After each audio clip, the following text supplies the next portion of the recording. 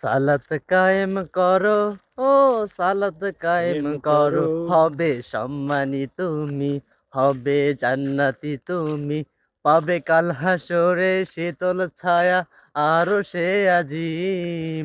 রব্বি আলালা, রব্বি আলাজিম, রব্বি আলালা, রব্বি আলাজিম। রব্বিয়ালাজিম।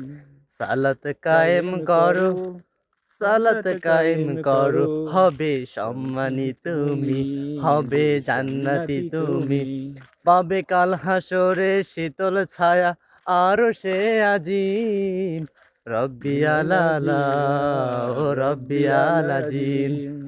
মুমিন তুমি, সালাত তোমার মস্ত পরিচয়, দুনিয়া তোমার আজকে আছে কালকে হবে লয়। মুমিন তুমি, সালাত তোমার মস্ত পরিচয়, পরিচয় দুনিয়া তোমার আজকে আছে কালকে হবে লয়। পাঁচ প্রহরে সালাত পড়ো, আত্মাকে সমৃদ্ধ করো। পাঁচ প্রহরে সালাত পড়ো, আত্মাকে সমৃদ্ধ করো। যেমন সালিহীন সালাত তোমার অঙ্গে মাখো, সঙ্গে রাখো, তবেই তো মমিন।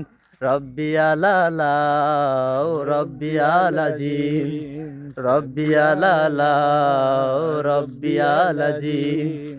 সালাত কায়েম কায়েম করো, করো সালাত সালাত কায়েম কায়েম করো, করো হবে সম্মানী সম্মানী তুমি, তুমি হবে হবে জান্নাতি জান্নাতি তুমি, তুমি পাবে কাল হাসরে শীতল ছায়া আরো সে আজিম। রব্বি আলালা, রব্বি আলাজিম। সবসময় একটা কথা মনে রাখবেন, আসসালাতু মিফতাহুল জান্নাহ, নামাজ বেহেশতের চাবি। তাই যত ব্যস্ত থাকেন না কেন, যত কষ্টে থাকেন না কেন, যত অসুস্থ থাকেন না কেন, নামাজ কখনোই বাদ দিবেন না। ধোকায় পরে আর কত কাল ঠকবো বলো ভাই, দাড়ি পাল্লায় ভর্তি দেব ঠিক করেছি তাই, ভালো মানুষ চাই, চান্দাবাজি ধান্দাবাজি। আপনারা একটা কথা সবসময় মনে রাখবেন ভাই, নামাজ ব্যতীত এই দেহটা মরার লাশের সঙ্গে তুলনা করেছেন আল্লাহ রাসূল সাল্লাল্লাহু আলাইহি ওয়াসাল্লাম।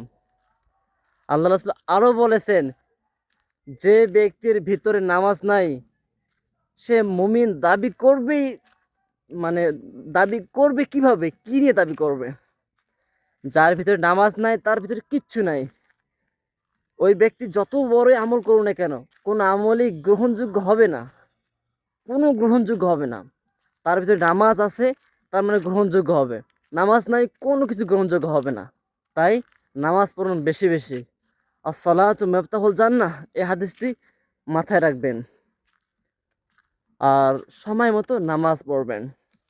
আর আমার জন্য নামাজ শেষে একটু দোয়া করবেন, অবশ্যই দোয়া করবেন। ধন্যবাদ।